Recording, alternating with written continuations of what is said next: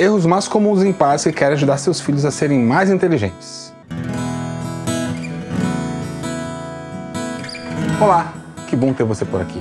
Posso te ajudar? Pais que levam a sério um dos trabalhos mais importantes da Terra, educar filhos. Já me procuraram ou ainda me procuram por ver seus filhos com dificuldade nos estudos, apesar de todos os seus esforços. Tive o privilégio de ajudar diversas famílias nessa dificuldade e quero compartilhar com você alguns dos erros mais comuns que nós pais cometemos na nossa ânsia de ajudar nossos filhos a desenvolverem a inteligência deles ao máximo. Se depois dessa conversa você quiser compartilhar comigo sua história, dificuldade ou solução com sua criança ou adolescente estudante, fique à vontade. Vamos ao primeiro erro comum, e esse é comum o suficiente para ter virado parte da nossa cultura educacional. Alguns pais e mães bem intencionados acham que quanto mais aulas o filho tiver, quanto mais conteúdo ele receber, mais sua inteligência se desenvolverá. Queridos pais e mães que me acompanham aqui no canal e queridos futuros pais, você que me acompanha, mas que ainda não tem filhos, ouça com atenção. Sua criança, como todas as crianças, tem um limite.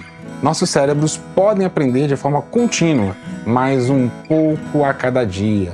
Sabe o que acontece quando você não respeita esse um pouco a cada dia? A criança retém menos do que ela tem capacidade de reter. Mas isso não é a única consequência negativa de uma overdose de conteúdo diário.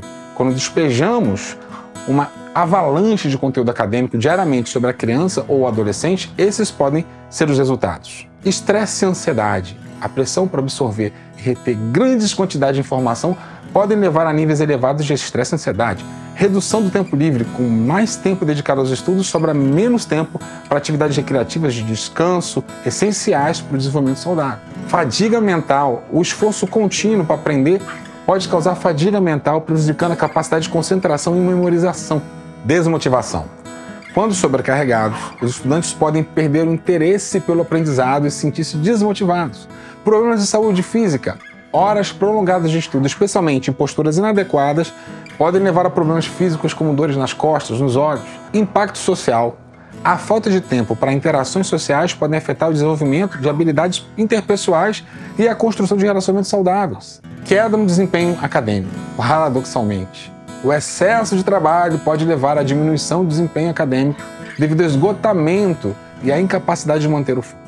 É importante que educadores, mas principalmente os pais, estejam atentos para garantir que a carga de trabalho acadêmico seja equilibrada e adequada à idade e à capacidade individual de cada criança ou adolescente. Um outro erro comum é achar que a aula é o segredo do sucesso de sua criança.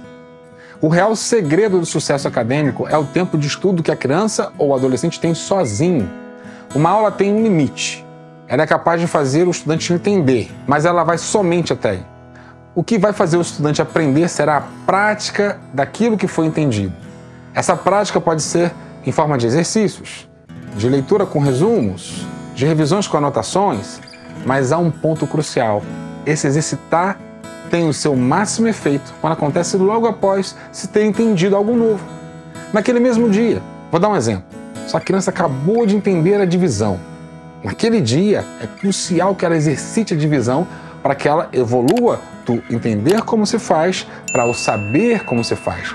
Isso é assim pelo funcionamento do nosso cérebro. É assim que otimizamos a capacidade de fixar o conhecimento de longo prazo.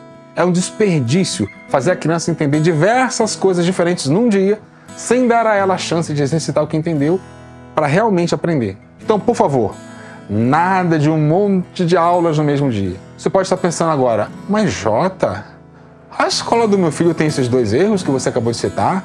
É uma enxurrada de conteúdo e um montão de aulas sem ser possível para o meu filho praticar o que ele está entendendo? E o pior é que muitas vezes a aula acaba sem ele sequer entender? Infelizmente, esses erros são muito comuns. Há diversas instituições que procedem assim. Cabe a nós pais lutarmos pelos nossos filhos para que recebam os estímulos para o desenvolvimento saudável da inteligência nos ambientes educacionais onde eles estão. Ou dar as condições para que, ao menos em casa, ele tenha um bom ambiente educacional. E cabe a você, pai, e a você, mãe, que conhece sua criança melhor do que ninguém, intervir quando algo estiver causando danos à sua criança. Quando uma família me procura dizendo, Jota, minha filha ou meu filho, está tão estressado que para aguentar a rotina está precisando de usar remédios fortes, mas mesmo assim está tendo que parar em emergências, tudo por conta do estresse. Minha recomendação a esses pais é: diminua a exposição do seu filho a essa enxurrada de conteúdos. Em cada família e em cada caso, isso pode se dar de um jeito diferente. Mas no lugar de encher seus filhos de remédios e só lidar com um sintoma do problema, vá direto numa das principais causas dele. Um outro erro comum é estimular seu filho a estudar diversas horas seguidas. Não faça isso. Ele precisa de pausas.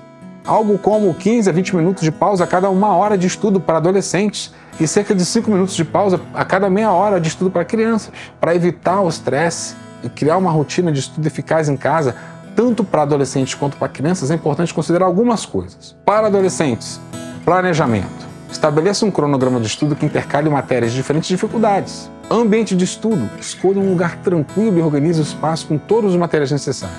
Pausas. Inclua intervalos entre as sessões de estudo para descanso e relaxamento. Tempo de estudo. Adapte a duração das sessões de estudo à capacidade de concentração do adolescente que você tem. Para crianças, rotina gradativa. Comece com períodos curtos de estudo e aumente gradativamente conforme a criança se adapta. Mas cuidado para não tornar esse tempo excessivo. Ambiente propício. Prepare um local de estudo agradável e livre de distrações. Atividades agradáveis. Integre atividades agradáveis relacionadas ao conteúdo estudado para manter o interesse da criança. Ela será diferente para cada criança. Há crianças que gostam de desenhar, outras de cantar, outras de montar coisas. Participação dos pais. Os pais devem participar ativamente, ajudando a estabelecer e manter a rotina de estudos. E, principalmente, serem parceiros. É muito importante haver uma concordância dos dois nas decisões relacionadas a essa rotina. Em algumas famílias, a rotina de estudo não será exatamente uma rotina. Mas a ideia é dar as condições para que as crianças tenham seu tempo de estudo individual o mais regular possível.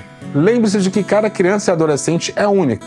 E o que funciona para um pode não funcionar para o outro. É importante observar e ajustar a rotina conforme as necessidades individuais e das famílias. Talvez a grande exceção para essa questão de pausas a cada hora seria quando seu filho ou filha descobrem o prazer na leitura. Daí é comum ver meninos e meninas lendo por 2, 3 horas. E a pausa chegar apenas na hora da refeição ou de um compromisso familiar. Um outro erro comum é deixar o filho ou filha estudar noite adentro. Queridos pais e mães, uma das coisas mais maravilhosas no processo de fixação de um conteúdo acontece durante o sono. Uma boa noite de sono é fundamental para o processo de memorização, de fixação dos conteúdos trabalhados naquele dia. Ajudar sua criança ou seu adolescente a dormir bem é uma das maiores contribuições para ajudar no desenvolvimento da sua inteligência. Minha mãe fez 2 coisas cruciais por mim. Ela me alfabetizou em casa pelo método silábico e me ajudou a vencer uma dificuldade que eu tinha para dormir quando era ainda bem criança. Ajude seu filho a dormir em uma hora razoável, em uma quantidade de horas adequada para a idade dele, e você terá contribuído bastante para o desenvolvimento da sua inteligência. Bom, você gostou do que ouviu? Deixe o seu like. Gostaria que eu continuasse a compartilhar sobre outros erros mais comuns de pais no desenvolvimento da inteligência dos seus filhos? Então me faça saber disso via direct ou comentários e até o próximo vídeo.